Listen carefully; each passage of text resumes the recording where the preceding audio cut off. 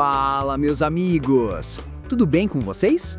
Não é à toa que em várias histórias Logan tenta viver uma vida normal, mas sempre acaba sendo puxado de volta pela inevitabilidade de quem ele é. As garras são como o destino.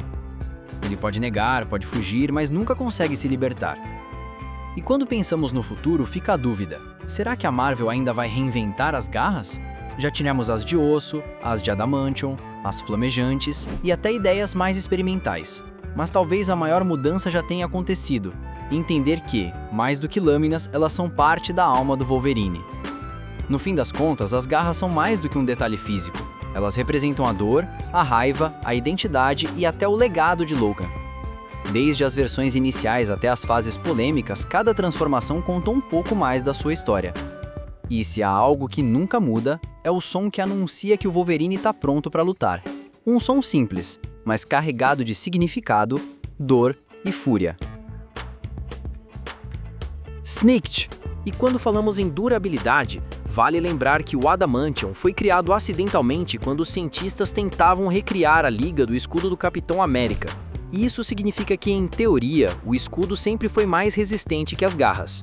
Nas batalhas entre os dois, Rogers conseguia bloquear os ataques de Logan com facilidade, mostrando que até mesmo o que parecia invencível tinha limites. Anos mais tarde, a Marvel trouxe uma fase polêmica. No arco O Retorno de Wolverine, Logan voltou dos mortos com um poder novo. Suas garras podiam aquecer até ficarem incandescentes, cortando e queimando ao mesmo tempo. Batizadas de Hot Claws, elas impressionavam visualmente, mas a ideia não caiu no gosto do público. Muitos acharam exagero e, com o tempo, a editora praticamente abandonou o conceito.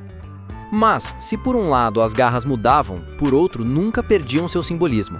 Elas sempre foram uma metáfora para a dor constante de Logan, um lembrete físico de que ele foi transformado contra a própria vontade. Cada corte, cada ferida, cada Snikt é também uma lembrança de sofrimento. E é nesse ponto que vale aprofundar ainda mais. As garras do Wolverine não são apenas uma arma para os inimigos, elas são o espelho de sua própria vida. Pense nisso.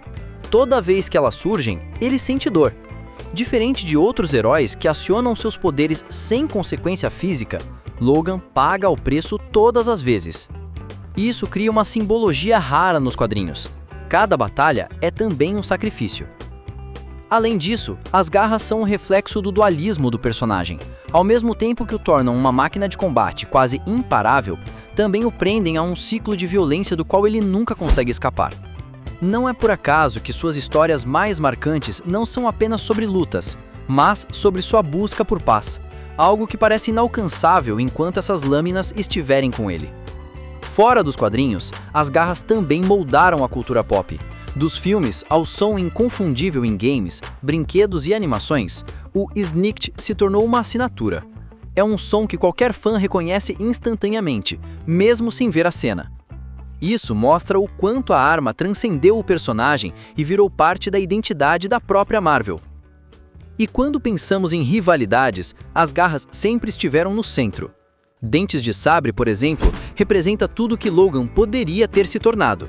Cada confronto entre os dois é amplificado pela brutalidade das garras, transformando a rivalidade em algo quase animal, visceral, como dois predadores lutando até a morte. Até mesmo a ciência fictícia por trás do Adamantium ajudou a elevar as garras a um patamar lendário. Os roteiristas criaram explicações detalhadas para dar credibilidade, descrevendo o metal como algo indestrutível, impossível de replicar, e ao mesmo tempo ligado diretamente ao maior trauma do personagem. Isso fez com que os leitores vissem o Wolverine não apenas como um mutante, mas como uma experiência viva, um experimento que nunca deveria ter acontecido. Em termos filosóficos, as garras também levantam uma discussão interessante. Elas são, ao mesmo tempo, poder e prisão.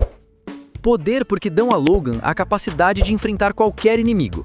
Prisão porque o prendem à violência e ao sofrimento eterno. Cada vez que ele as usa, renuncia um pouco mais da possibilidade de ser apenas humano. Mas a Marvel nunca foi muito consistente. Chris Claremont, um dos principais arquitetos da era dos X-Men, sugeriu que o Apocalipse poderia estar por trás de todo o projeto. Isso explicaria por que Logan reagia de maneira estranha ao encontrar o Arcanjo, outro mutante modificado pelo vilão.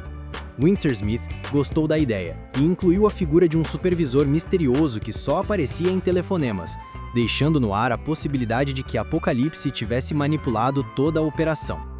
Essa teoria nunca foi totalmente confirmada, mas manteve vivo o mistério. Enquanto isso, os próprios fãs debatiam: seriam as garras naturais ou fruto da ciência?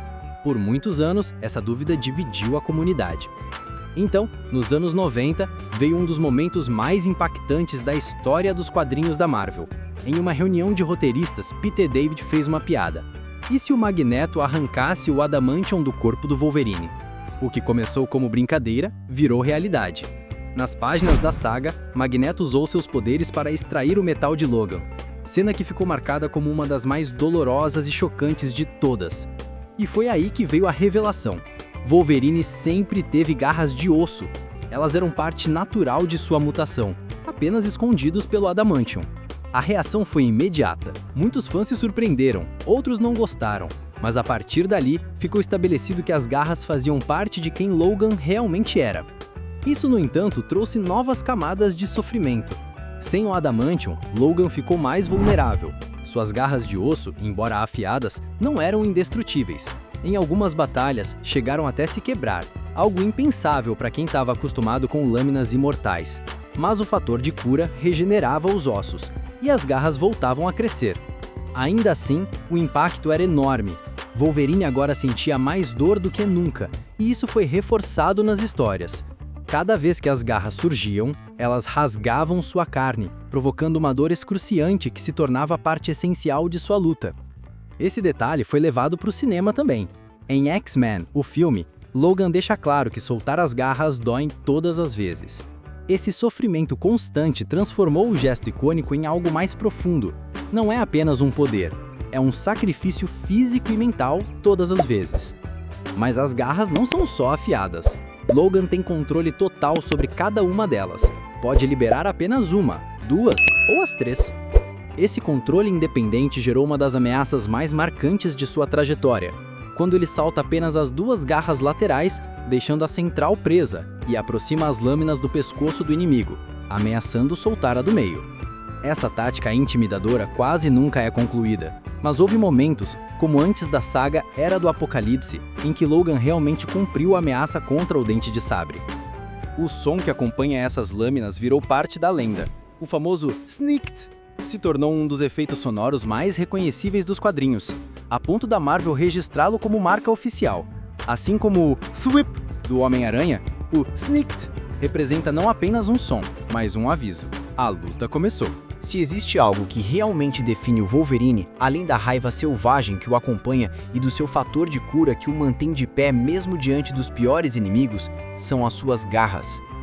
Desde o primeiro momento em que surgiram nos quadrinhos, elas se tornaram não apenas a arma mais letal de Logan, mas também o maior símbolo de sua identidade.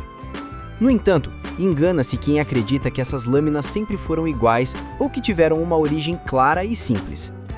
A verdade é que, ao longo das décadas, as garras passaram por inúmeras mudanças, contradições, retcons editoriais, revelações chocantes e até fases bizarras que muitos fãs preferem fingir que nunca aconteceram.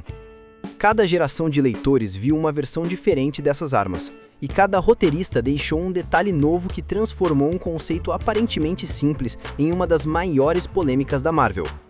O curioso é que muitas vezes, nem mesmo os próprios criadores do personagem sabiam ao certo o que estavam construindo. As garras, que deveriam ser apenas um detalhe visual, se tornaram um ponto central da mitologia de Logan, carregando discussões sobre dor, mutação, identidade e até destino. Em alguns momentos, elas foram vistas como implantes artificiais, em outros como parte natural de seu corpo, e em certos períodos ganharam poderes adicionais que dividiam opiniões. O resultado é uma linha do tempo confusa, mas fascinante, que reflete não só a evolução do personagem, como também o estilo narrativo de cada época da Marvel. As garras do Wolverine, que deveriam ser apenas armas, acabaram se transformando em um verdadeiro espelho da sua vida, cheias de cicatrizes, contradições e renascimentos. Tudo começou de forma diferente do que muitos acreditam. Quando Len Wein criou o Wolverine, ele não tinha fator de cura, não tinha esqueleto indestrutível e muito menos garras que saíam da carne. Na concepção original, Logan era apenas um lutador feroz, com uma resistência acima do comum e equipado com luvas que escondiam lâminas retráteis. Para seu criador, era isso, simples, direto, quase trivial. Ele era apenas um combatente selvagem, um herói pequeno em tamanho, mas enorme em determinação, capaz de enfrentar inimigos muito maiores sem recuar. A grande virada veio alguns anos depois, em sua 10ª aparição, quando os roteiristas decidiram mostrar que aquelas lâminas não eram parte do uniforme, mas sim do corpo. Em X-Men 98, os leitores finalmente viram Wolverine revelar que as garras surgiam de dentro da sua própria carne, algo que imediatamente mudou a forma como o personagem era visto. De repente, não era apenas um homem com armas, mas um mutante marcado por algo mais profundo, mais brutal e mais doloroso. Essa decisão abriu espaço para uma avalanche de histórias e contradições. Durante muito tempo, acreditou-se que as garras eram consequência direta do experimento do Arma X. A HQ de Barry Windsor Smith, lançada em 1986, mostrou Logan sequestrado por um programa governamental secreto, torturado e transformado em arma viva. O adamantium foi fundido em seus ossos e, no processo, acumulou-se em seus antebraços, dando origem às lâminas. Naquele momento, tudo indicava que elas eram artificiais.